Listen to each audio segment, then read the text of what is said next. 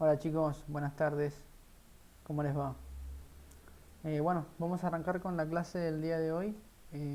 Para la que estuvieron preguntando en WhatsApp, sí, el día de hoy tenemos la clase de repaso. La semana anterior vimos gas lift y esta semana vamos a hacer un pequeño repaso de las unidades 5, 6, 7 y 8 para que puedan realizar ya la segunda autoevaluación.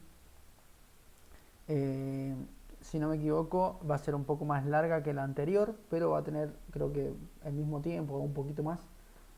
Si no me equivoco, tiene alrededor de 20 preguntas y tienen aproximadamente una hora para poder hacerla. Si no me equivoco, era así. Yo la voy a habilitar ahora cuando terminemos la clase y la van a poder realizar, digamos, desde hoy, digamos, hasta dentro de 2 semanas tienen tiempo para poder entregarla. Recuerden que siempre que ingresan a una autoevaluación, cuando comienzan a resolver el cuestionario, el tiempo va a empezar a correr y si ustedes se salen o se les llega a cortar internet o algo por el estilo, van a, digamos, eh, el tiempo va a seguir corriendo a pesar de que ustedes, eh, perdón, a pesar de que ustedes, digamos, se salgan de la autoevaluación. Así que es importante que la hagan de un solo tirón, como quien dice, o sea, que la hagan, que la empiecen y la terminen dentro del tiempo establecido. Pero bueno, dicho esto, vamos a arrancar. Vamos a ir repasando en el orden en el que vimos las unidades, la unidad número 5, después 6, 7 y 8. Así que en primer lugar la unidad número 5. Para arrancar es importante, digamos, recordar de qué se trataba la unidad número 5. Era básicamente esta unidad en la cual nosotros vimos las urgencias durante la etapa de perforación, ¿sí? Es importante que no confundan estas urgencias con las urgencias naturales que vimos en producción 1. Si bien van de la mano, porque una surgencia natural en producción sí o sí necesita un pozo surgente, que son los pozos que nosotros descubrimos surgentes durante la perforación, pero durante la perforación una surgencia es un poco peligrosa, así que por más que sea un buen pozo el surgente, es importante tenerle cierto respeto y en cierta manera estar preparados para que pase lo peor, que sería, en el peor de los casos, un reventón en la boca de pozo. Y es por eso que en esta unidad vimos cómo poder contrarrestar estas urgencias sin dañar el pozo o lo que serían la roca en cuestión. Habíamos mencionado que dentro de las presiones que nosotros tenemos en un pozo petrolero, las más importantes son tres. La presión hidrostática, que va a ser la presión que me va a ejercer el lodo en el fondo del pozo. La presión de la roca, que es la presión con la que tiende a salir el fluido dentro de la roca. Y la presión de fractura, que es la presión a la cual, digamos, si yo expongo la roca a esta presión, se va a empezar a romper, se va a empezar a fracturar, como dice su nombre. Yo les había comentado que para poder contrarrestar en cierta manera una surgencia es importante que el lodo me genere una presión hidrostática que sea mayor a la presión de formación o mayor a la presión de la roca, ¿bien? Como quieran llamarlo. También se lo conoce como presión estática, que es la que vimos justamente en surgencia natural de producción. Entonces, es importante que el pozo presente una presión suficientemente grande como para poder contrarrestarme esta presión de la roca, pero a su vez no debe ser una presión muy grande, porque si yo excedo a la presión de fractura de la roca, la rompo. Y eso es peor, porque voy a tener lo que se conoce como, digamos, succión, o la roca lo que hace es absorber parte del fluido, y a la larga termino perdiendo columna de líquido, termino perdiendo lodo, y la surgencia en esos casos ya es inevitable, y voy a tener una surgencia así o así en el pozo, voy a tener que cerrar la BOP y demás. Bien. Perfecto, habíamos visto que además de este control que nosotros teníamos de las urgencias mediante las presiones, es importante, como les acabo de mencionar, tener un aparato o una herramienta de respaldo en caso de que la presión del lodo no sea lo suficientemente buena o alta como para poder contrarrestar esta presión de fractura. Y es por eso que surgen las válvulas preventoras de surgencia o también conocidas como BOP. Bien, la BOP o Blowout Preventer, que es el nombre que recibe en inglés, son una serie de válvulas que se accionan mediante un circuito hidráulico, recordemos, era un circuito hidráulico a presión de aceite, ¿bien? A través de las cuales se van a ir accionando. ¿Bien? Y esta BOP lo que hacen es cerrarme la boca de pozo. Existen BOPs que me permiten cerrar la boca de pozo cuando tengo herramienta dentro, y hay BOPs que me permiten cerrar la boca de pozo cuando no tengo herramienta dentro. Bien. En primer lugar, la BOP anular, que es la que habíamos visto, tiene la particularidad de poder cerrar sobre cualquier tipo de geometría. Es decir, si yo estoy justo con el vástago en la zona de las BOP, puedo ocupar la BOP anular. Si estoy justo con la barra de sondeo, puedo ocupar la anular. Y si estoy justo con los portamechas, puedo ocupar la anular. No tengo problema. La anular cierra sobre cualquier tipo de geometría. No se recomienda utilizar la BOP anular cuando no tengo herramienta dentro del pozo. Si bien las gomas podrían llegar a cerrar el pozo en su totalidad, no es lo conveniente, ¿sí? Porque se le produce mucho deterioro a las gomas. Recordemos que las BOP están formadas por una serie de gomas que si se comprimen, al menos la anular es así, si se comprime esta goma se deforma y tiende a taparme todo el espacio anular. Por eso se llama BOP anular. La otra que habíamos visto eran las BOP exclusa, que yo siempre se las comparo con una compuerta, ¿sí? Básicamente está compuesta por dos compuertas que se cierran una contra la otra y eso me cierra el pozo. Para poder cerrar el espacio anular o el pozo en su totalidad, si es que no tengo herramienta, la BOP exclusa tiene distintos cabezales como los que ven allí en la imagen. Es decir, voy a tener cabezales, digamos, anulares que van a poder cerrar solamente sobre un tipo de geometría según el cabezal que yo le he puesto. Vienen geometrías para cuerpos de barra de sondeo, vienen geometrías para cuerpo de tubing, para cuerpo, perdón, de casing, para cuerpo de portamechas, pero resalto esto, la BOP exclusa anular solamente cierra sobre un tipo de geometría, no sobre cualquiera, sino sobre un tipo, dependiendo del cabezal que yo le he puesto. Bien, estos cabezales no se pueden combinar entre sí, bien, para decir, bueno, le pongo uno de cada uno y esa manera me deja cerrar todo. No, en realidad no funciona así. Sí o sí los cabezales tienen que estar en pares, sí o sí tienen que estar emparejados, bien. Es decir, tengo que ocupar los mismos cabezales de un lado de la compuerta que del otro. Y esta BOP exclusa tiene la particularidad de, como mencioné hace ratito, permitirme cerrar el pozo en su totalidad cuando no tengo herramienta adentro. Y para esto se utilizan los cabezales o las pipe. Cuando nosotros hablamos, perdón, la RAM. Cuando nosotros hablamos de RAM, vieron que dice cierre total, blind RAM, cuchillas, share RAM y todo lo demás. Cada vez que digo RAM, ¿sí? Cada vez que digo RAM, estoy hablando de estos cabezales. Bien, si bien la palabra RAM no se traduce como cabezal, pero en nuestro idioma lo hablaríamos de esa manera, es el cabezal de la exclusa. Entonces estos cabezales pueden venir de distintos tipos, como mencioné, y algunos tipos son los que nos dejan cerrar el pozo en su totalidad. Entiéndase por estos como la BOP ciega, bien, que es la blind, y la BOP de cuchillas, que es como una ciega, pero con unas cuchillas, que sirven para los casos de emergencia en los cuales yo tengo herramienta dentro del pozo y puedo llegar a cortar la herramienta para cerrar el pozo, ¿sí? ¿Qué pasa con la BOP ciega tradicional? Si yo tengo una herramienta dentro del pozo y sí o sí tengo que ocupar la ciega, porque no sé, tal vez tengo mucha presión, no me va a dejar cerrarlo porque está la herramienta en el medio. ¿Se entiende? En cambio la de cuchillas lo que hace es cortar la herramienta. Es realmente algo a ver, soluciono las urgencias, pero me trae aparejado un problema, y es que corté la herramienta, se me fue al fondo del pozo y ahora tengo que ir a sacar esa herramienta para seguir perforando, siempre y cuando, digamos, pueda controlar las urgencias. Entonces, en el caso de las cuchillas, si no tengo herramienta dentro del pozo, la puedo ocupar sin ningún tipo de problema, ¿sí? No pasa nada. La de cuchillas se puede utilizar, digamos, se puede llegar a utilizar sin herramienta dentro del pozo, donde se va a comportar como una ciega, Pero si tengo herramienta, recordemos que me la corta. Y eso, como dije, trae aparejado un pequeño problemita que es el después sacar la herramienta.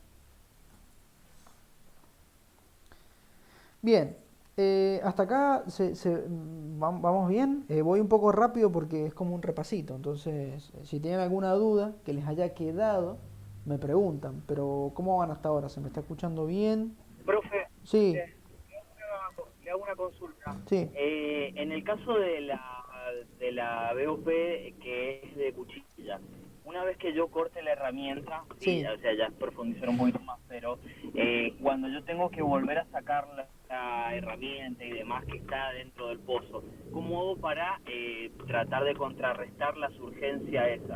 ¿Con el mismo lodo? Bien, sí, sí, es con eso. A ver, recordemos que si bien yo corto la herramienta y se va al fondo del pozo, yo lo primero que hago no es tratar de buscar la herramienta. Lo primero que hago es controlar el pozo y ahogarlo. Recordemos esto, que eso lo vimos también cuando vimos esta unidad.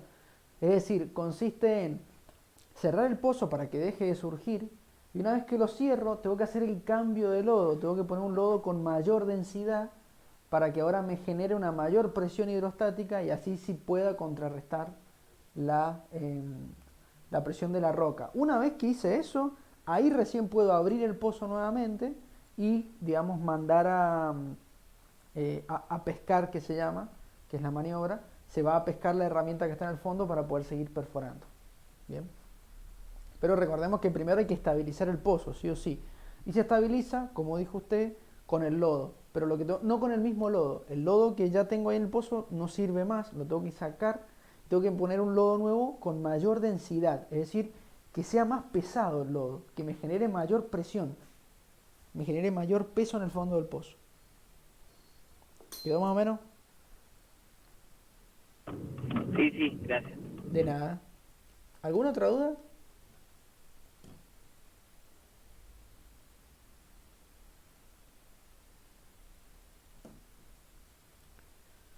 Bien, seguimos entonces. Si tienen dudas y no quieren hablar, pueden escribirlo en el chat cuando suene hace un sonidito. Me voy a fijar a ver qué han escrito. Bien, después teníamos el manifold de surgencias. Esto yo les había comentado que, a ver, un manifold, primero que nada, no, lo vamos a nombrar mucho en el cursado al manifold. También lo vamos a nombrar mucho en producción 2. El manifold es un conjunto de cañerías y válvulas. Bien, eso es un manifold. Ya después a ver, vamos a ir viendo que existen distintos manifolds según la operación que se vaya a realizar, pero un manifold en sí es eso, es un conjunto de cañerías y válvulas. ¿Bien? En este caso es un sistema que nos va a permitir controlar la presión del fondo del pozo cuando yo estoy cambiando los lodos. ¿Bien? Cuando yo estoy sacando el lodo viejo y metiendo el lodo nuevo, abajo en el fondo del pozo van a haber muchas fluctuaciones, muchas variaciones de presión. Eso no está bueno porque se va a seguir metiendo petróleo o gas al pozo y al final el lodo nuevo que estoy metiendo se va a contaminar. Y eso no está bueno porque no estoy contrarrestando nada a la surgencia ahí. Al contrario, realmente no estoy haciendo nada, estoy gastando plata metiendo lodo. Entonces el manifold lo que hace es generar una contrapresión mediante cerrar o abrir válvulas, genera una contrapresión y de esta manera mantiene la presión en el fondo del pozo constante. Entonces de esta manera contrarrestamos siempre la presión de la roca mientras se está metiendo el lodo nuevo y sacando el lodo viejo. ¿Bien? El manifold es esto, que ustedes ven ahí, ¿sí? Que se conecta a la boca de pozo mediante el drilling spool, ¿sí? Que es eso que ven allí, que está señalado, esto que está acá, que dice drilling spool, que tiene la flechita, es eso. Va junto con las BOP en la boca de pozo, ¿bien? Fíjense que el drilling spool tiene dos, también se llama carretel de perforación, carrete, perdón, de perforación. El carrete, digamos, el drilling spool tiene dos entradas de fluidos y salidas de fluidos. La kill line, que sirve para poder ahogar el pozo cuando no tengo herramienta dentro, y la choke line, que sirve para poder ahogar el pozo y controlarlo cuando sí tengo herramienta dentro del pozo. Entonces, una se ocupa para cuando no tengo herramienta, la kill, y la choke se utiliza para cuando sí tengo herramienta dentro del pozo. Bien. Tanto las BOP como el acumulador de presión que acabamos de comentar ahora perdón, como el manifold de surgencias que acabamos de ver ahora, perdón, ambos, ¿sí?, se controlan a través del acumulador de presión. ¿Qué es un acumulador de presión? Es eso que ustedes ven ahí en la imagen, que lo único que hace es acumular presión. Yo meto aceite a alta presión, que la dejo ahí reposando, pero a altísima presión, y cuando tengo que ocuparla, solamente abro las válvulas que digamos, permiten controlar el sistema de acumulación y va a irse por unas cañerías hacia la BOP, las válvulas del acumulador, las válvulas, perdón, del manifold de surgencias. Es decir, a donde yo necesito que vaya el aceite, la mando a alta presión y el aceite después hace su trabajo solo, ¿sí?, por la misma presión que lleva. El tema es, ¿por qué ocupo acumulador de presión y no ocupo una bomba cuando tenga algún problema? Y esto ya se los había comentado, y es que lo primero que se hace cuando se detecta una surgencia es apagar los motores de todos los equipos. Entonces, si yo no tengo energía en el pozo, no puedo ocupar una bomba para bombear aceite, porque consume corriente, ¿sí?, en definitiva. Y están todos los generadores apagados. ¿Por qué se apagan? Principalmente porque por lo general cuando hay una surgencia hay mucha presencia de gas en el ambiente, ¿sí? Entonces, cuando hay mucho gas en el ambiente, si bien tal vez nosotros no lo podemos percibir, porque el gas, no sé si ustedes sabían, pero no tiene olor, el olor a gas que nosotros sentimos es un químico que se le agrega al gas para que nosotros lo podamos detectar, porque obviamente es tóxico, ¿sí? Si yo me encierro en una casa, abro una hornalla de cocina y no me doy cuenta, la voy a pasar mal, ¿bien?, porque es tóxico, ¿sí? Entonces, a ver, no es tóxico, tampoco me quema los pulmones, pero se vicia el aire y yo, en vez de respirar oxígeno, termino respirando metano, y el metano no sirve en nuestro cuerpo, entonces, bueno, nos terminamos muriendo, la persona muere. Entonces, el gas no tiene olor, entonces yo no lo puedo sentir en el ambiente cuando sale del pozo. ¿Qué pasa con el gas? El gas se mete en los motores de los generadores, los acelera y suelen generar muchas chispas. Y obviamente chispas más gas no es un buen resultado, ¿sí? Entonces lo primero que se tiene que hacer es apagar todos los equipos. Pero si apago el equipo, no tengo bomba para bombear aceite y cerrar el pozo. Y por eso que está el acumulador. Es un sistema que ya tiene la presión, el aceite a alta presión, y lo único que hago es abrir una válvula y el aceite sale a alta presión y eso es lo que tiene que hacer, cerrar o abrir las válvulas. ¿Bien? Bueno, ahí en la parte del acumulador tienen que siempre necesita un cierre adicional, es decir, una carga en el acumulador debe soportar 3 aperturas y 4 cierres, porque siempre las BOP tienen que quedar cerradas en cualquier caso de urgencia. ¿Bien? Además, ahí está el tema del botellón, se mete el aceite a alta presión y al estar separado con un fuelle, ¿bien? El fuelle comprime el gas que me va a acumular la presión y que a la larga, digamos, va a permitir que cuando yo abra la válvula el gas me devuelva toda esa presión, el aceite se mueva y demás. ¿Sí? Es un sistema muy simple. Bien, ¿hasta acá vamos bien? ¿Alguna duda?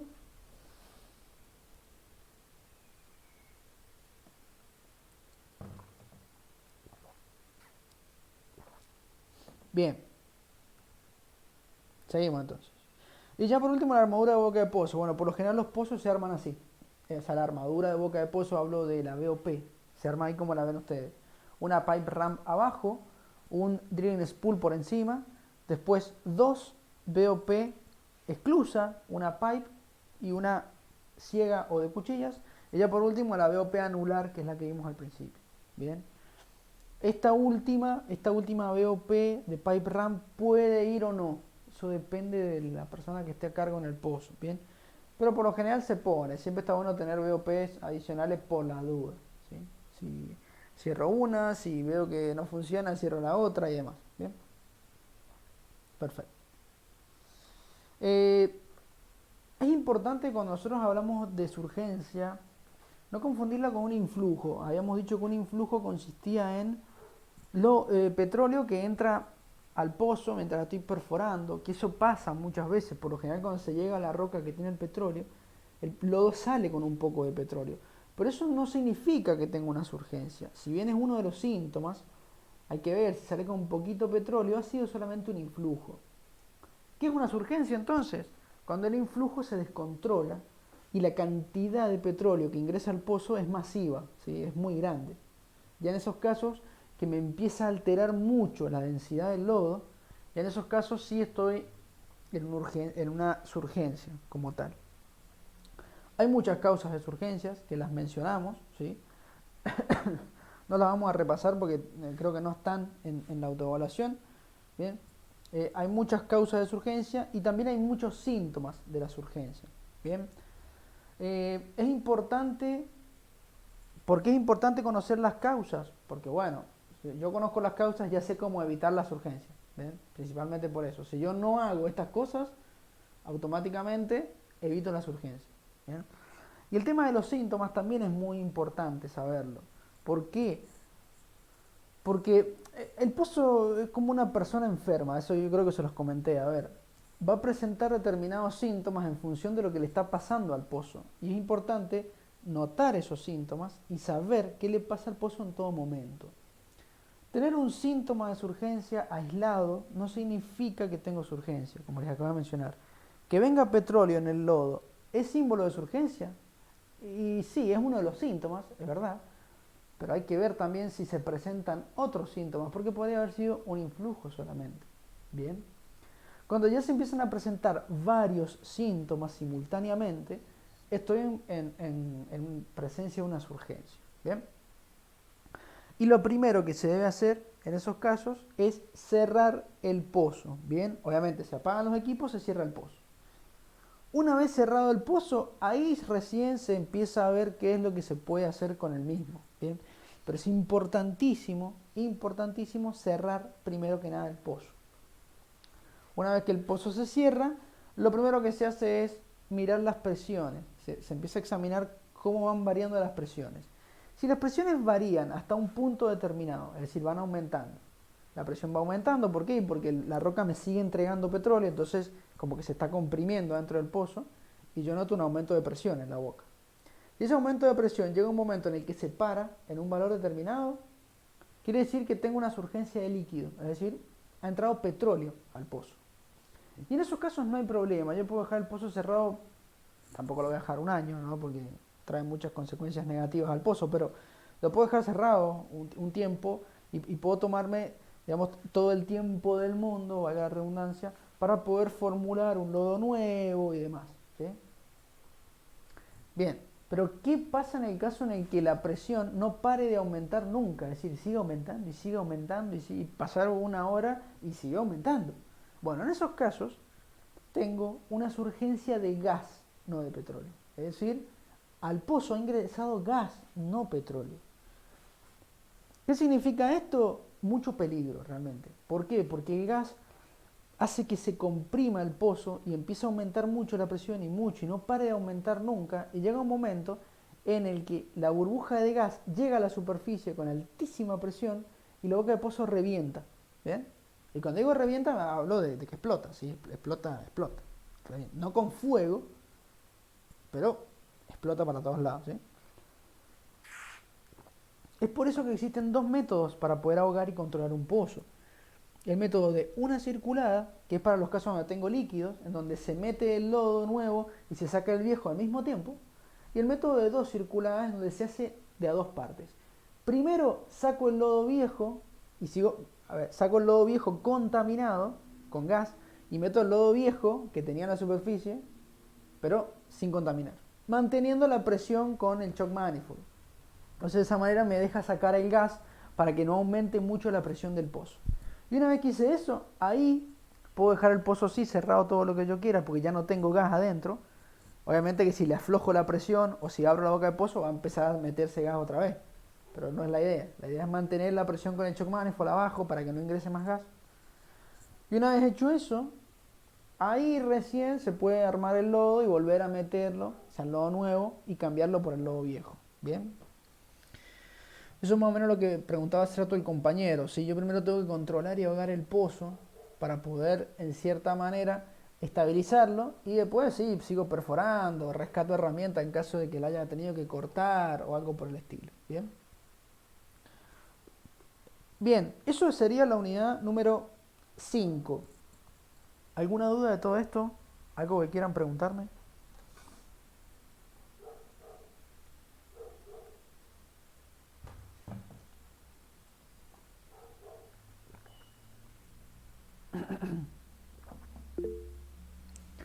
Bien, seguimos entonces. En la unidad siguiente, que era ya la primera de lo que sería producción, hablamos un poquito de la terminación del pozo, que era este proceso, digamos, este proceso en el cual no estoy ni en perforación ni en producción todavía. Es justamente la etapa de terminación de un pozo. Yo bien les dije cuando vimos esta unidad que cuando nosotros hablamos de perforación estamos hablando de la etapa de perforar un pozo, entubarlo, cementarlo y ya está. Bien, recordemos que esto se hacía por etapas. Primero cañería guía, después intermedia en caso de ser necesario, después aislación, pero se perfora en tuba cementa, se perfora en tuba cementa, se perfora en tuba cementa y así, con todos los tramos de cañería. Bien, es importante resaltar que una vez que se cementó la última etapa, ¿bien?, o el último tramo de cañería, el equipo de perforación se va y tiene que venir el equipo de workover o equipo de terminación de pozos, que es del que hablamos en esta unidad. Bien. El proceso de terminación de pozos acá no está puesto, pero comienza con el TDM. Bien.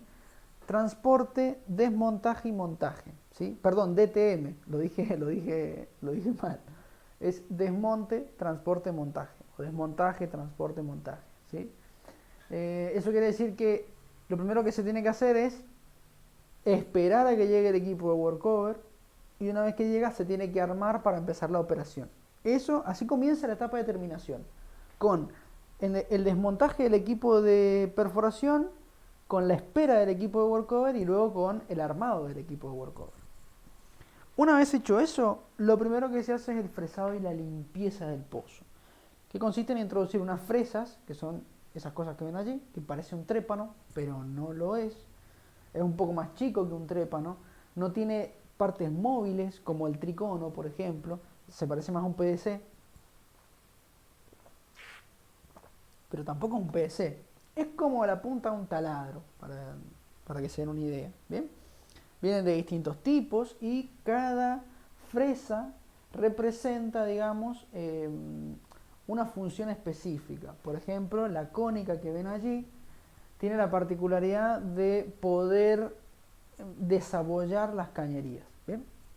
Por lo general se combina con una watermelon, que eso se los expliqué, que es una pequeña esferita que se coloca por encima, que permite desabollar las cañerías en caso de estar abolladas. Y justamente en eso consiste el fresado y la limpieza. Obviamente el limpiar, porque ha quedado cemento, han quedado los tapones de la cementación y ha quedado todo eso que a mí no me sirve. Y además permite darle una pequeña mantención a lo que sería, o mantenimiento, perdón, a lo que sería las paredes internas de la cañería, básicamente. ¿Sí? Y eso se hace, apenas se arma el equipo, lo primero que se hace es esto. Y luego se realiza un cambio de fluido. ¿Por qué? Bueno, primero que nada porque el fluido que tengo en el pozo es un asco, porque tiene pedazos de goma, de lo que serían los tapones, tiene cemento, ¿sí? Es lodo de perforación, así que está bastante contaminado. Cuando hablo de contaminado me refiero a que tiene mucha suciedad. Entonces no es un fluido muy limpio, entonces por eso hay que cambiarlo. ¿Y por qué cambio por un fluido y no dejo el pozo, digamos, vacío? Y esto es porque yo cuando haga los punzados, si tengo el pozo vacío, voy a tener una surgencia sí o sí. ¿Bien? Porque automáticamente la presión atmosférica va a ser muchísimo más chica que la presión que tenga la roca y al momento de hacer los punzados el pozo va a reventar, si va a salir petróleo para todos lados. Entonces, para evitar esto es importante cambiarlo por un fluido, que por lo general es base agua, porque me da una mayor densidad. Lo cambio por un fluido para evitar las urgencias durante la terminación, que también pueden pasar, también pueden pasar, y es por eso que el workover también tiene una pequeña BOP, ¿sí? Una vez hecho esto, que ya se cambió el fluido, se pasa al perfilado para la calidad del cemento. Esto yo les mencioné, que consistía en insertar unas pequeñas herramientas, ¿sí? Que son como sondas, que mediante un método acústico, es decir, emiten y reciben ondas de sonido, mediante este método acústico permiten determinar si el cemento es bueno o es malo. Y cuando digo bueno o malo, ¿a qué me refiero? A si el cemento está bien adherido a la cañería y a también si el cemento está bien adherido a la roca. Para tener una buena cementación, el conjunto cañería, cemento, roca tiene que funcionar como si fuera un solo bloque. Si están separados, la cementación es mala. Y además, puede que estén unidos, por ejemplo, pero que el cemento tenga huecos u burbujas, que también se conoce las burbujas, en la parte interna. Y esto significa que el cemento también es malo. Para tener una buena cementación, tiene que ser un bloque compacto, ¿sí? Sin orificios, sin burbujas, sin nada. Bloque compacto. Y a través de esto, del perfil de calidad de cemento, yo puedo obtener más o menos una referencia de cómo está el cemento en este espacio entre el casing y la roca. Si el cemento es bueno, ¿qué pasa? Se prosigue con la operación, que sería punzado de ensayos. Si el cemento es malo, ¿qué pasa? Tengo que recementar la zona. Esto quiere decir que se hace unos pequeños, se fija un tapón en el pozo para taparlo. Por encima del tapón se hacen unos punzados y después se mete cemento a altísima presión para que se meta por el punzado, a su vez rompa el cemento que está en la roca, ¿bien? Que está pegado a la roca, y se meta este nuevo cemento en todas esas grietas que acaba de abrir y además en los orificios que tenía. Una vez hecho esto, se deja fraguar el cemento y cuando fragua se tiene que volver a hacer el fresado, se puede hacer un cambio de fluido nuevamente, si es que está muy sucio, y otra vez el perfilado. ¿Bien? Esto se hace hasta que el cemento quede aceptable. ¿Bien? Yo no digo perfecto porque no suele quedar perfecto, pero aceptable. ¿Qué quiere decir aceptable? Que en la zona en donde yo voy a hacer los punzados para poder producir esté bien cementada. Esa zona nomás me interesa que tenga buen cemento. Esa y obviamente un par de metros por abajo y un par de metros por arriba, para que no haya conexión entre las rocas de arriba con la que tiene el petróleo. ¿Sí? Solo por eso. Luego se hacen los punzados. Esto les había comentado que se realiza con un tren de punzados que consiste en una pequeña estructura metálica con, vamos a decir, una especie de espiral, ¿sí? A lo largo de esta estructura, de este palo metálico, de este fierro, una espiral de cargas explosivas que apuntan hacia la roca, ¿bien? Hacia lo que sería el casing. Una vez que se llega a posición, desde la superficie, con una señal eléctrica por lo general, esta señal activa los detonadores y los detonadores obviamente hacen explotar la pólvora. Se abre un fogonazo de alrededor de unos 50 centímetros o por encima de esto y se rompe el casing, cemento y la roca, pero en un pequeño orificio. Básicamente le echo orificios al pozo, ¿sí? Y esto nos permite conectar la parte interna del pozo con la roca y de esta manera yo puedo sacar el petróleo. Una vez hechos los punzados, se tienen que hacer los ensayos pertinentes. ¿Bien? El ensayo de pistoneo es el más común, que consiste en bajar un cable de pistoneo con un pistón en la punta, valga la redundancia, que es como una sopapa invertida, para que se den cuenta, ¿bien? Para que más o menos entiendan, ¿sí? Como múltiples sopapas invertidas una detrás de la otra. Entonces cuando yo tiro hacia arriba, esta herramienta tiende a generar succión, me va sacando fluido. ¿Bien? Con estos ensayos yo puedo determinar caudales de producción, las presiones, tipo de petróleo, cantidad de agua, cantidad de sales, un montón de cosas se determinan. Y con estas cosas que determino voy a poder seleccionar qué sistema, esa era la palabra, qué sistema de producción le sienta mejor al pozo. ¿Bien? Por lo general el más común es el A y B, que eso lo habíamos visto, el bombeo mecánico, porque tiene una amplia gama de usos, entonces es como uno de los más usados. Pero puede ser un pozo surgente, puede ser un pozo con altísima presión, pero que no tenga tanta presión como para llegar hasta batería, entonces será un gas lift. Puede tener muchísimo caudal de producción, por lo que podríamos llegar a utilizar una electrosumergible. ¿Ven? Petróleo muy viscoso será una PCP. Entonces se va viendo en función de lo que va saliendo. Y además este ensayo nos permite ver si durante el punzado dañé en parte de la roca, que eso es muy común que pase. Entonces se suele hacer un baño ácido que se llama, o una acidificación. Básicamente se inyecta ácido al pozo por los punzados, entonces ese ácido, me va disolviendo parte de la roca que se molió.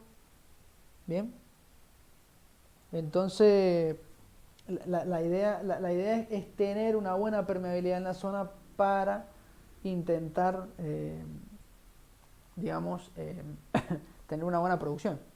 Si yo tengo mala permeabilidad en esa zona, la zona de los punzados, el caudal de producción se va a ver muy afectado, igual que las presiones, es decir, disminuye mucho el caudal de producción, las presiones y demás. Bien. Bueno, ya por último la bajada del sistema de producción, ¿sí? Que eso es lo último que haría el equipo de workover, que inclusive muchas veces no lo hace el equipo de workover, sino que lo puede hacer el equipo de pooling, dependiendo del sistema, pero depende, como digo. Aún así, fíjense, si bien la bajada del sistema de producción, yo ahí les he puesto que depende de los ensayos, es muy probable que durante la perforación la gente del pozo ya más o menos sepa qué sistema le conviene bajar, principalmente porque dirá, bueno, mirá, tenemos muchísima presión, hemos tenido que trabajar con las BOP ahí alerta porque tiene mucha presión el pozo y bueno, es muy probable que sea un surgente natural. En caso de no serlo será un gas lift, pero más o menos eso ya se prevé, ¿sí? El tema de si tengo mucha agua también se puede conocer. Entonces ya durante la perforación la gente ya más o menos sabe qué sistema se podría llegar a instalar en el pozo. Lo termina de ratificar el ensayo de pistoneo, ¿bien? Pero, como digo, ya más o menos se sabe. Y ya por último habíamos visto los tipos de equipos, el perforador, el workover y el equipo de pooling, ¿sí? Diferencias generales: el equipo de perforación posee control de sólidos, mientras que el resto no posee control de sólidos, así que ella tiene una característica para diferenciarlos. Suelen ser más grandes, pero esto a veces es un poco engañoso porque algunos equipos de workover son parecidos a los equipos de perforación más chicos, entonces se los pueden confundir. Lo determinante es, tiene control de sólidos. Y otra cosa importante es que los equipos perforadores, por lo general, hoy en día son a top drive, mientras que los de workover no. Los de workover siguen siendo mesa rotary, ¿sí? Convencionales, digamos, para que tengan una idea. Cosa importante del equipo de workover, no tiene control de sólidos, de vez en cuando tiene una zaranda, muy de vez en cuando, pero nada más. Y además tiene dos carreteles de cable. Uno, el cable del sistema de izaje, como el equipo de perforación, y otro el cable de pistoneo. Así que si ven dos carreteles, es workover. Y ya por último el pooling, que bueno, a simple vista lo pueden diferenciar. No tiene sistema de rotación, no tiene top drive obviamente, no tiene control de sólido, es una pequeña torre que a veces se monta encima de un acoplado de camión, nada más, ¿bien? Con un sistema de tiro, es decir, de izaje, y ya está. Es muy simple, sirve para meter y sacar cosas, nada más. No fresa, no rota, no perfora, no, sirve para meter y sacar cosas al pozo. Por lo general se ocupa para meter y sacar tubing, varillas de bombeo, etcétera, etcétera, etcétera. ¿Sí? Y ya algunas diferencias que hayamos visto, pero esto ya no creo que hayan preguntas de esto en la autoevaluación, porque ya vamos a ir viendo cada uno de los sistemas en particular. ¿Sí? Bien, fue un poco veloz la cosa, lo sé, pero como digo, es como para refrescarles algunas cositas. ¿Alguna duda? ¿Algo que no les haya quedado claro del tema y que quieren que se los comente?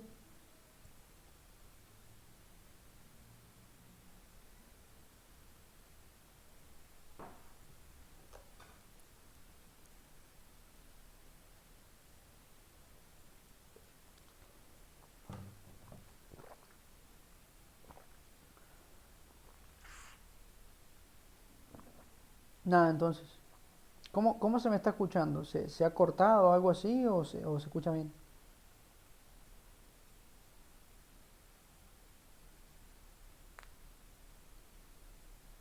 ¿Se escucha, profe? Buenísimo, buenísimo. Buenísimo. Seguimos entonces, ya que estamos. Ahora vamos a hablar un poquito de la unidad número 7, que acá ya sí entramos en la parte de producción, arrancando primero por algunas herramientas muy comunes como eran el tubing, las varillas, ¿bien? Eh, y algunas de estas cuestiones, ¿sí? Para después pasar al sistema de surgencia natural. ¿Bien? En primer lugar, herramientas de producción, ¿sí? La primera que vimos era el tubing, que yo les comenté que principalmente es una herramienta, es un tubo, es similar a la mayoría de las herramientas petroleras. Se parece mucho a un casing, pero es más chico. Los tubing son de 4,5 pulgadas para abajo, mientras los casing son de 4,5 pulgadas para arriba, ¿sí? Esto es importante. Esa es la principal diferencia entre un tubing y un casing. ¿Para qué sirve el casing? Para entubar. ¿Para qué sirve el tubing? Para poder sacar el fluido de producción. Tienen dos funciones distintas. Si bien ustedes puedan decir, bueno, pero es lo mismo, un caño. Sí, es un caño, por supuesto. Pero ya al tener funciones distintas son diseñados de manera, si bien son parecidos a simple vista, tienen propiedades distintas. Obviamente que el casing va a resistir mucha más tensión que un tubing, etcétera, etcétera, ¿sí? Mayores espesores de pared por parte del casing. Entonces el tubing es distinto. Es parecido, pero es distinto. La mayoría de los tubing vienen con doble conexión macho, ¿sí? Doble pin, y se suelen unir uno con el otro a través de cuplas que tienen doble box o doble conexión hembra. ¿Bien? No siempre es así, hay algunos tubing que vienen con hembra y macho, pero la gran mayoría son doble macho. Y obviamente se fabrican con distintos tipos de acero, al igual que los casing. Podemos tener distintos tipos de lo que serían tubings en función de, digamos, el tipo el tipo de acero con el que han sido fabricados. El tipo de acero no es una cuestión menor porque va a determinar prácticamente mmm, todas las características principales de un tubing, como la tensión que soportan, etcétera, etcétera. Bien. Habíamos hablado también un poquito del torque de ajuste de los tubing, que esto se puede extrapolar, es decir, se puede ampliar este concepto del torque de ajuste a cualquier herramienta petrolera que vaya enroscada, ¿sí? Que son todas casi. ¿Bien? Es importante que a la rosca se le dé el ajuste necesario, que yo no me pase ni me quede corto, porque en caso de pasarme, rompo la rosca, y en caso de quedarme corto, rompo la rosca. Entonces, la rosca, recordemos, es el elemento más débil de estos elementos, ¿sí? Valga la redundancia. Es decir, repito, es el elemento más débil de estas herramientas. Cuando nosotros hablamos de rosca, estamos hablando del punto fusible, es decir, este punto que es lo primero que se rompe. Si me excedo, habíamos dicho que lo que hace es estirarme la rosca, y si me quedo corto, queda balanceándose como un péndulo y se termina rompiendo, o bien se mete el fluido por allí y me termina, digamos, de cierta manera rompiendo la rosca por abrasión, que se llama, es decir, por el fluido que va comiendo todo. Es este líquido que pasa y come todo. Lo erosiona. Después habíamos hablado de las varillas de bombeo, que esta ya es una herramienta un poco distinta a todas las que hemos estado viendo. No por tener una forma muy particular, si bien a simple vista se puede diferenciar cualquier herramienta de las anteriores con una varilla. La principal característica de la varilla es que es maciza, no tiene huecos, ¿sí? No tiene un orificio por el que tenga que pasar algo. ¿Por qué? Y bueno, porque la varilla no está diseñada para que el fluido pase por adentro de ella. La varilla lo único que hace es transmitir movimiento desde la parte superior, es decir, desde la superficie terrestre, hacia el fondo del pozo. Se utiliza en dos sistemas de extracción nada más. Sería bombeo mecánico y bombeo PCP. ¿Bien? Solamente estos dos utilizan varillas de bombeo. Habíamos mencionado que Las varillas de bombeo también tienen un torque o un ajuste determinado, pero que este ya no viene especificado por tablas, sino que viene en una pequeña plantilla, ¿sí?, plástica, y yo tengo que hacer unas marcas con una tiza, ajusto con una llave manual por lo general y demás, ¿sí? Las varillas por lo general presentan dos tipos de roturas, ¿sí? Estas roturas suelen ser bastante comunes. La primera, la rotura por fatiga, se da principalmente porque, digamos, por acción propia del sistema. Es decir, nosotros cuando hablamos de fatiga estamos hablando de que se acumula mucho esfuerzo en una zona determinada debido a movimientos repetitivos. ¿Qué es lo que le pasa a los sistemas A y B o al bombeo mecánico, que sube y baja, sube y baja, sube y baja, siempre con las mismas cargas y demás? Y eso genera fatiga. Si la varilla presenta una pequeña marquita, esa marquita va a empezar a concentrarme los esfuerzos, va a empezar a acumular energía en ese punto y se va a terminar rompiendo. ¿Bien?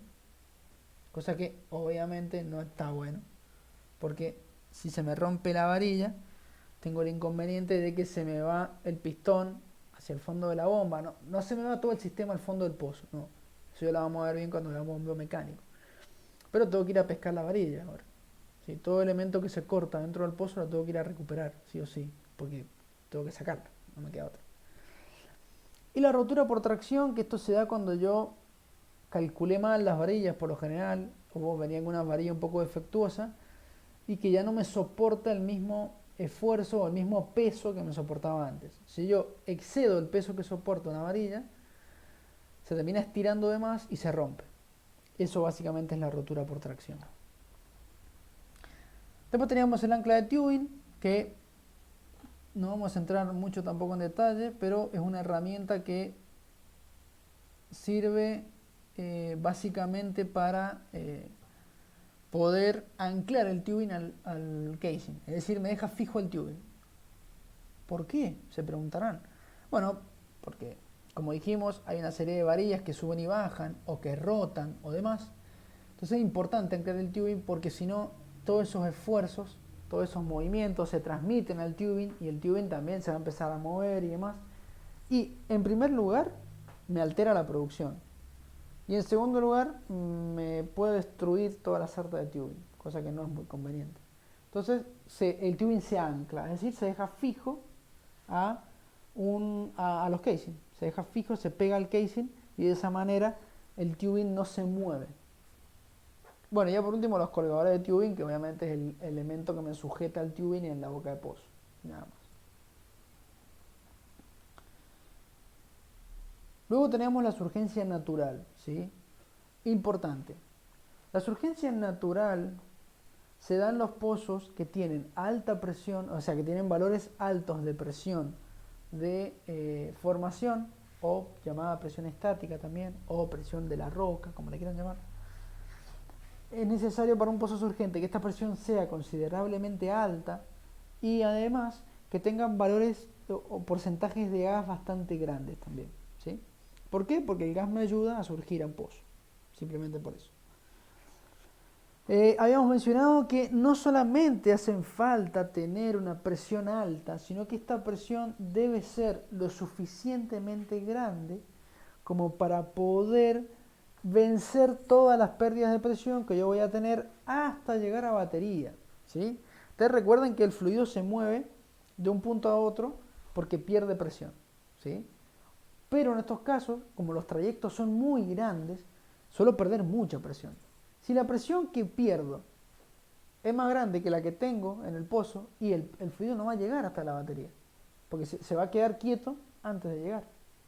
¿Bien? ¿Por qué? Porque perdió fuerza, perdió toda la presión. La idea es que no la pierda esa presión. Si veo que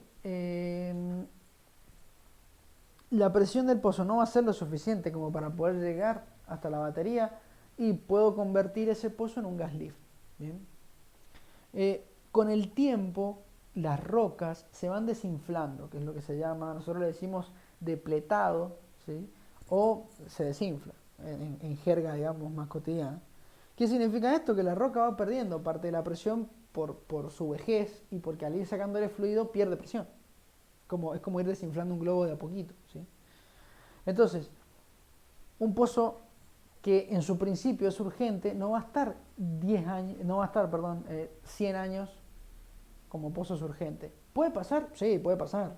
Si el reservorio tiene muchísima presión o si yo aplico recuperación secundaria, ¿bien?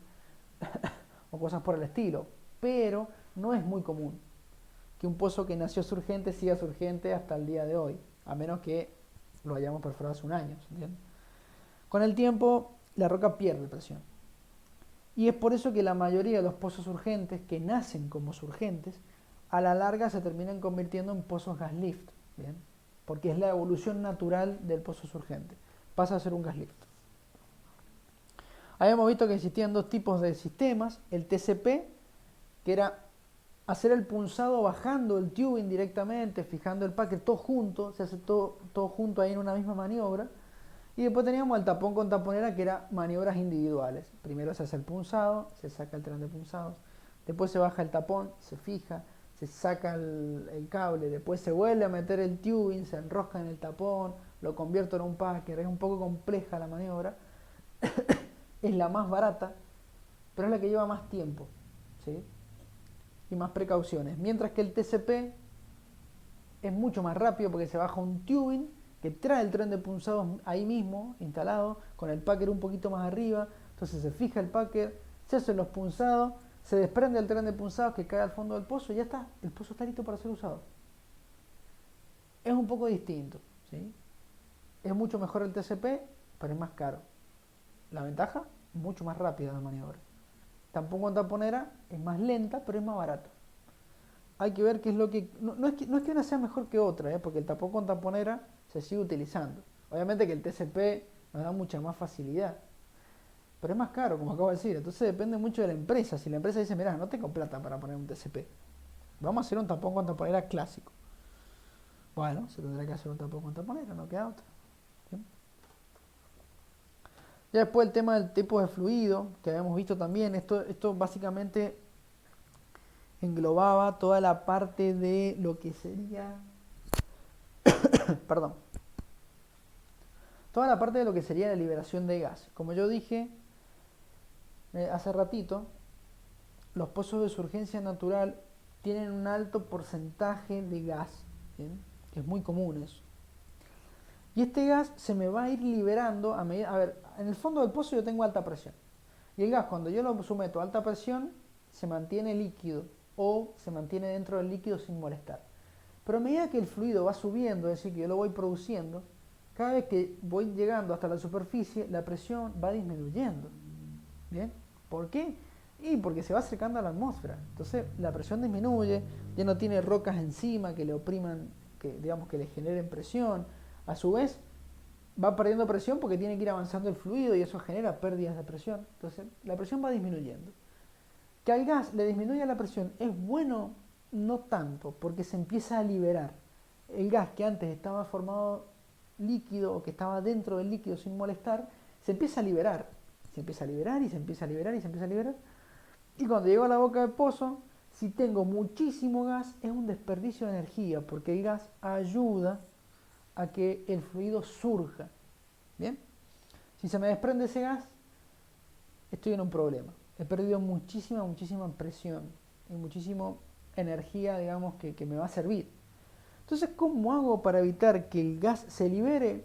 Colocando lo que se conoce como Christmas Tree o arbolito de Navidad, o el árbol de Navidad, en la boca de pozo. Es un sistema con válvulas que me permiten controlar la salida de petróleo de un pozo y a su vez un pequeño elemento que es el que ven ahí como estrangulador de superficie, que está acá, miren. Este que está acá, el estrangulador de superficie. El estrangulador tiene una placa orificio que básicamente lo que hace es limitarme el orificio por el cual tiene que pasar el fluido. Entonces eso genera una contrapresión. Esta contrapresión evita que se libere el gas y en cierta manera lo mantengo ahí, no sé si líquido, pero aunque sea disuelto en el líquido, que se llama, que es como, ¿vieron la gaseosa? Cuando se toman un trago de gaseosa, que tal vez el gas no se le ve, pero si lo toman, el gas está dentro del líquido. Bueno, eso porque está disuelto, está mezclado con el líquido y no se ve, pero el gas está. En esto pasa lo mismo. No hay que tomarlo al petróleo, pero es lo mismo, ¿sí? El gas está dentro del petróleo, está disuelto, que se llama, ¿bien? Entonces, cuando si yo dejo que se produzca, que el pozo produzca al mayor orificio posible, obteniendo el mejor caudal que se pueda, y el gas se va a liberar, y no me conviene. A mí me conviene que el gas esté disuelto, que esté metido dentro del líquido para que me ayude a que el petróleo salga mucho mejor del pozo. Y para eso tengo que generar una contrapresión.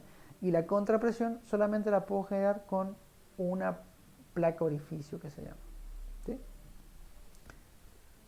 Bien, y eso era todo lo que habíamos visto en surgencia natural. No sé si tienen alguna duda, algo que quieran preguntar. Miren qué es ahora o nunca, ¿eh?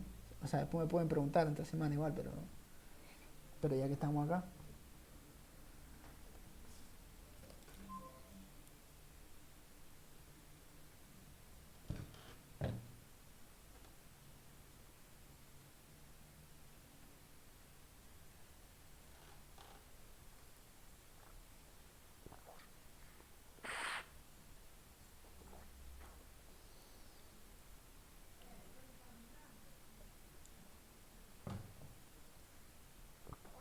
Nada, entonces, bien, seguimos. Y ya por último, para finalizar, vamos a ver lo que vimos la semana pasada, bien, así que vamos a tratar de examinarlo lo mejor que podamos nuevamente, pero es un tema que debería estar fresco, ¿no? Así que bueno, vamos a, vamos a seguir con la explicación de este sistema.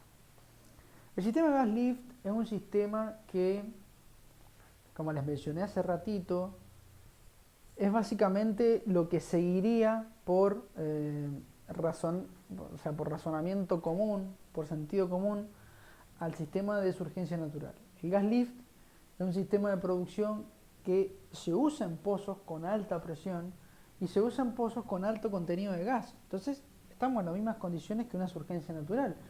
Y es que sí, son pozos que por lo general durante la perforación nos traerían muchos problemas, pero durante la producción la presión que tiene la roca no es la suficiente como para poder llegar hasta la zona de batería. ¿Bien? Entonces lo que se debe hacer es inyectarle gas al pozo. Este gas se va a mezclar con el fluido que va a ir saliendo, ¿sí? O sea, con el fluido que está dentro del tubing, y lo que hace en definitiva es volverme más liviana la columna de líquido. Al volverme más liviana la columna de líquido, la presión o la contrapresión que se generaría sobre la roca es menor porque el fluido es más liviano. ¿Bien? Entonces, eso lo que hace es, digamos, generar una surgencia artificial, por decirlo de alguna manera. ¿Bien? Entonces, repito, consiste en inyectar gas, el gas ingresa al tubing, este gas lo que hace es alivianarme, es decir, volverme más liviana, menos peso, la columna de líquido que yo tengo dentro del tubing, y eso en definitiva me ejerce una menor contrapresión en la roca. Por lo tanto, lo que hago es que la presión de la roca, la presión de formación tenga mayor presencia, se sienta más, ¿sí? No la aumento, esa va a ser siempre la misma, lo único que hago es disminuir la presión hidrostática que genera el fluido dentro del tubing. ¿Bien? Tal vez ustedes se confunden o piensan que la presión hidrostática está relacionada solamente al lodo de perforación. No, la presión hidrostática es una presión que ejercen toda columna de fluido, independientemente del tipo de fluido que sea. Pero como depende de la densidad del fluido, si yo disminuyo o aumento la densidad, puedo variar la presión hidrostática. ¿Bien? Así que cuando yo hablo de presión hidrostática no estoy hablando de la presión que ejerce el lodo nada más. Es una presión que ejerce cualquier fluido. ¿Sí? Se llama hidrostática porque hidro viene de agua, pero no es solamente de agua, es de cualquier tipo de fluido por lo general líquido, que me genera un determinado volumen y ese volumen ejerce un peso determinado. ¿Sí? Bien. Para el tema del gas, vamos a explicarlo acá un poquito en los hidratos de metano. Para el tema del gas, es importante resaltar que el gas tiene que ser tratado antes de poder meterse al pozo. Yo no puedo, por lo general el gas que se introduce al pozo es el que sale de los pozos que están ahí en la zona. ¿Bien? Pero no es que el gas lo saco del pozo y lo meto así como está, no. ¿Puedo hacerlo? Sí, no habría problema en cuanto a la densidad y al método, porque me ayudaría igual, pero el gas sale con muchos contaminantes, es decir, sale con muchos gases adicionales que no son buenos, como puede ser el vapor de agua, el dióxido de carbono, el azufre, ¿bien? Ácido sulfídrico. El ácido sulfídrico y el azufre generan altísima oxidación, el dióxido de carbono molesta, porque está ahí molestando, y el vapor de agua lo que hace es formar hidratos de metano con el gas, que son estos pequeños cristales que ven allí. Es básicamente hielo que en su parte interna tiene gas, por lo tanto es inflamable. Y eso no sería el gran problema. El gran problema es que me tapa las cañerías, ¿sí? Y me va a tapar las válvulas por las cuales yo quiero meter el gas. Entonces a la larga es un poquito complicado el tema de los hidratos, y es por eso que es importante tratar el gas. ¿Qué procesos se llevan a cabo? Por lo general, dos procesos. El deshidratado, es decir, se le quita el vapor de agua, y el endulzado, es decir, se quita el azufre y el ácido sulfídrico, que son los que me van a oxidar todas las instalaciones. ¿Bien?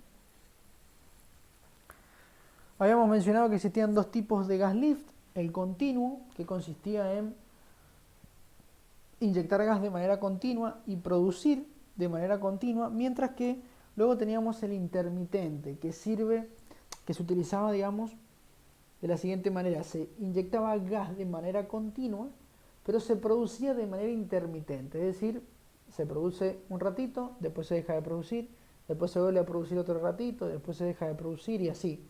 Siempre por lo general los mismos tiempos, supongamos, 1 minuto produciendo, 2 minutos parados, 1 minuto produciendo, 2 minutos parados, siempre lo mismo, por lo general. ¿Bien? Y esto se debe a que en el fondo se instala una válvula que nosotros habíamos comentado que era básicamente una válvula de retención, es decir, que deja pasar fluido en un sentido, pero en el otro no. ¿En qué casos utilizo los flujos intermitentes? Se suele utilizar cuando la presión de la roca no es lo suficientemente grande, ¿bien? Y esto puede deberse a la permeabilidad de la roca, o bien cuando el contenido de gas que presenta es poco.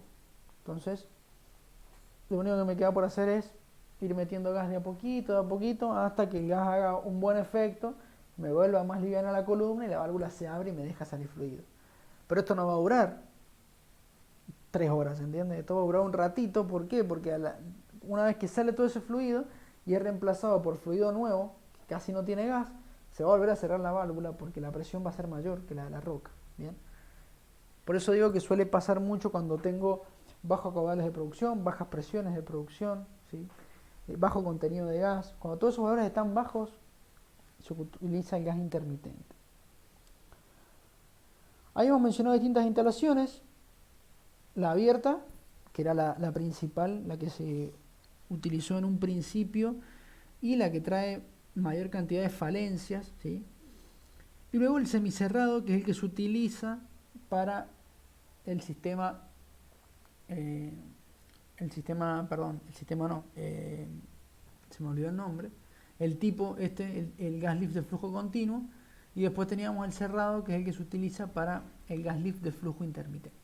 Se llama cerrado porque están cerrados tanto el espacio anular, es decir, el espacio entre el tubo y el casing, como el espacio por directa, que sería lo que pasa por adentro del tubo, está cerrado por la válvula. ¿Bien? Si bien se abre de manera intermitente, pero estaría cerrado. Y el semicerrado solamente cierra el espacio anular. ¿Bien? Porque es importante que siempre se coloque un packer, que es el que me cierra el espacio anular, porque de esa manera aprovecho más la presión de la roca, ¿sí? Ya después, si es semicerrado o cerrado, eso va a depender del sistema que yo quiera instalarle, es decir, si quiero un flujo continuo o flujo intermitente. Pero el packer por lo general siempre está, porque me permite aprovechar la presión y que no se me escape toda esa presión por el espacio anular, ¿sí? Sino que se mantenga allí. El tema es que, ¿cómo hago para inyectarle gas? Acá se complica un poco. Entonces, para inyectarle gas se utilizan unas válvulas. Bien, y habíamos dicho que tanto el sistema semicerrado como el cerrado necesitan un par de horas para poder arrancar. Bien, es decir, se va a ir metiendo gas y ese gas me va a ir desplazando todo el líquido que queda en la columna, en el espacio anular, se va a ir metiendo allí en el tubing de a poquito hasta que llegue el gas y después va a seguir avanzando el gas hasta la próxima válvula y así con todas. Bien, bien, antes de seguir, preguntarles de nuevo, ¿alguna duda?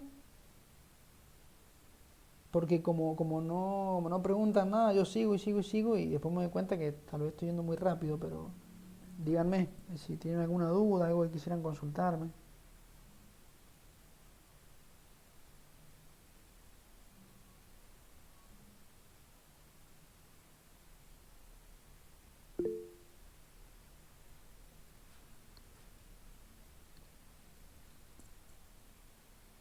Profe, por casualidad, la clase queda grabada, ¿verdad? Porque estoy teniendo varios problemas de conexión.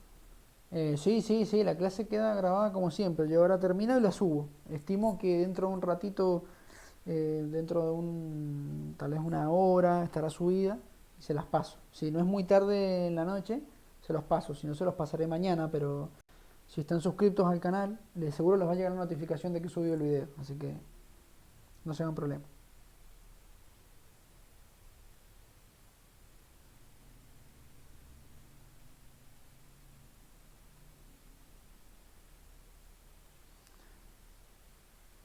¿Alguna otra duda?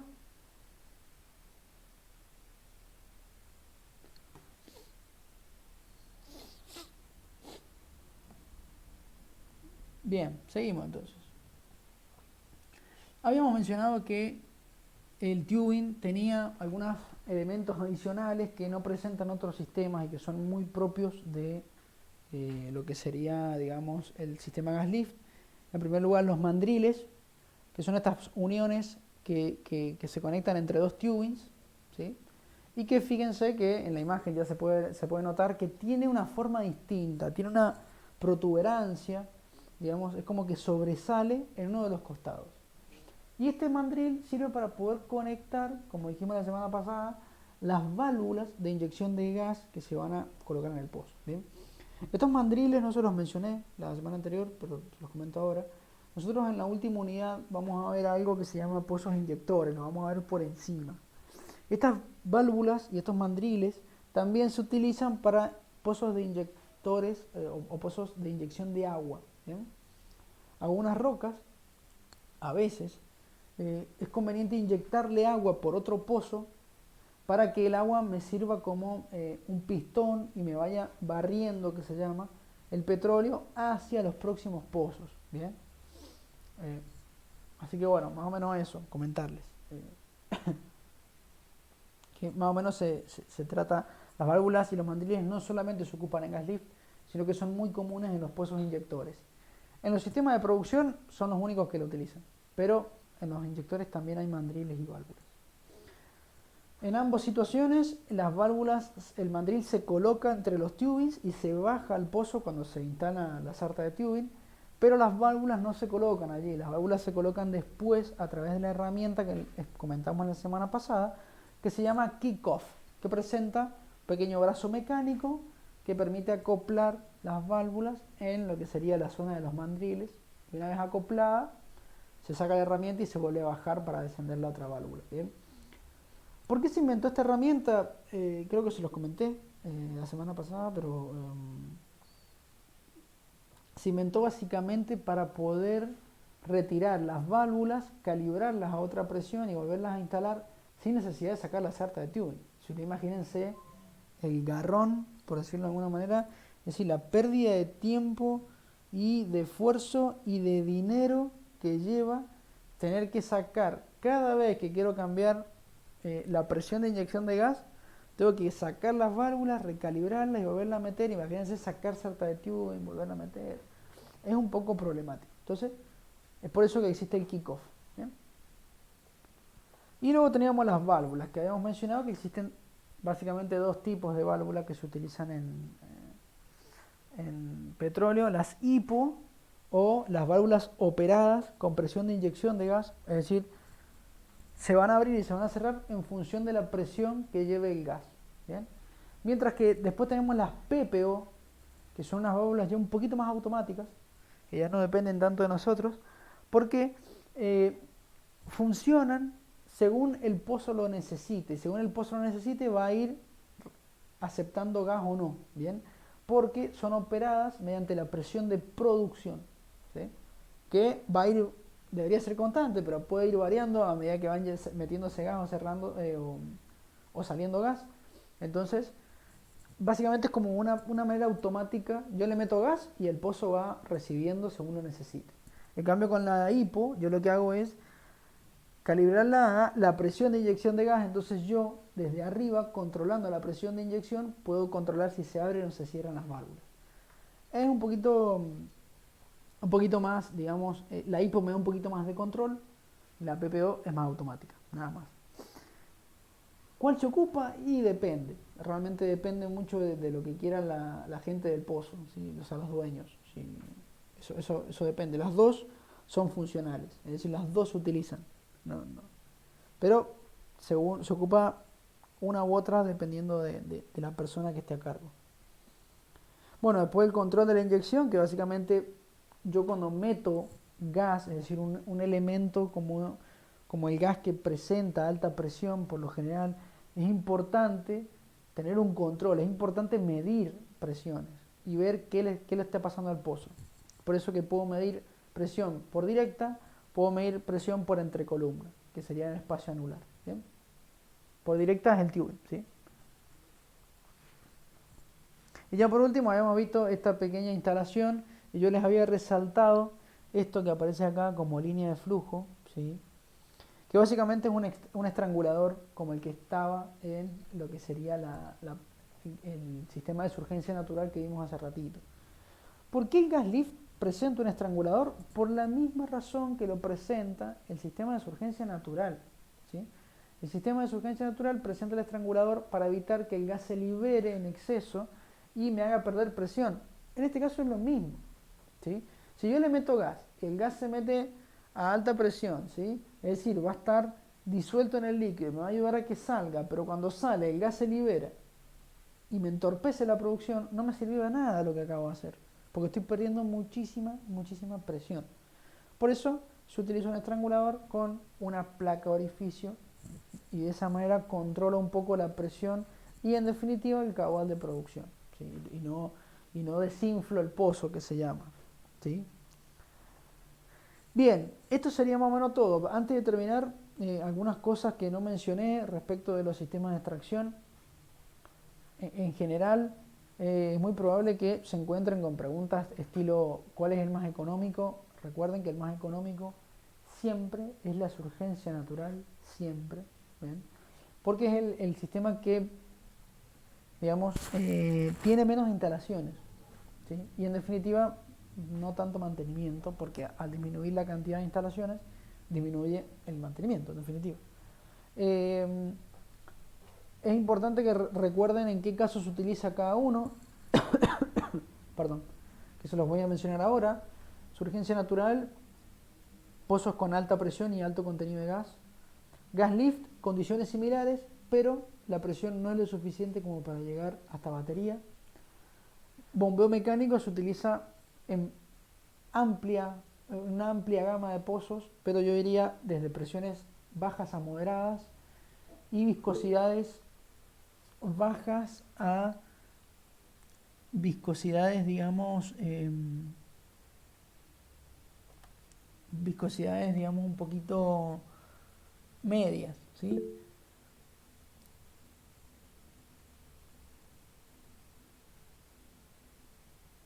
¿Me están escuchando?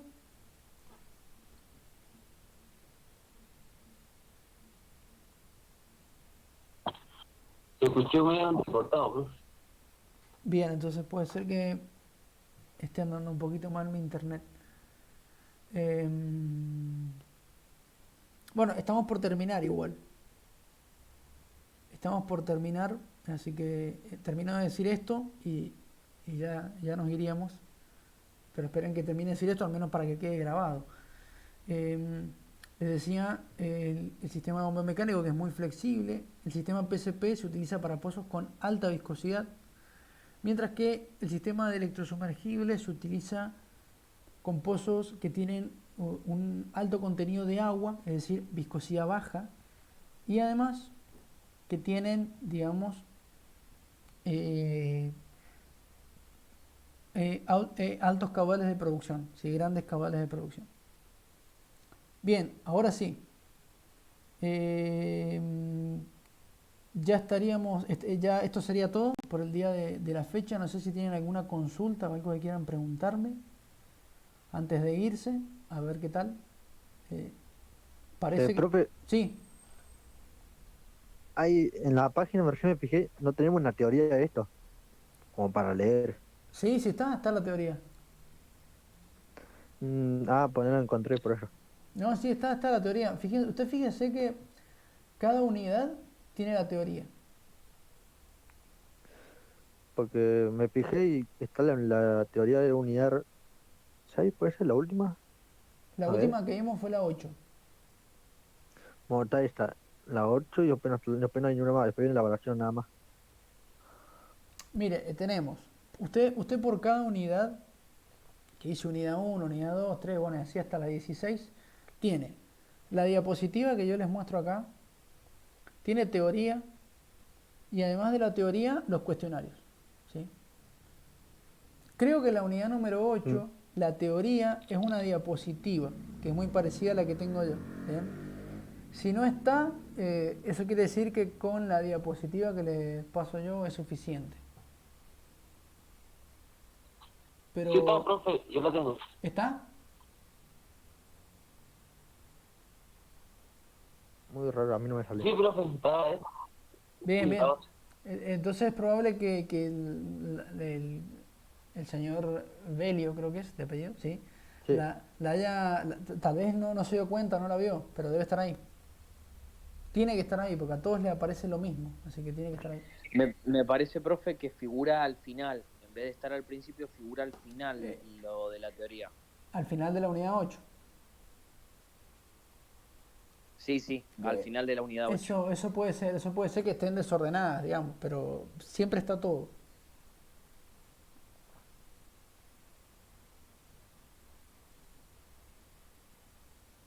¿Alguna otra duda?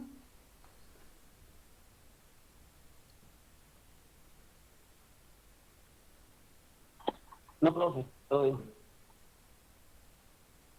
no, está bien. Bien, buenísimo. Entonces, si ya no hay más dudas,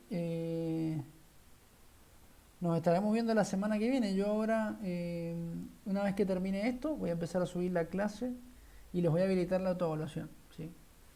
Así que recuerden, tienen 2 semanas para poder hacerla y el tiempo no recuerdo cuál era una vez que ingresen al examen, pero está todo ahí explicadito apenas se meten, así que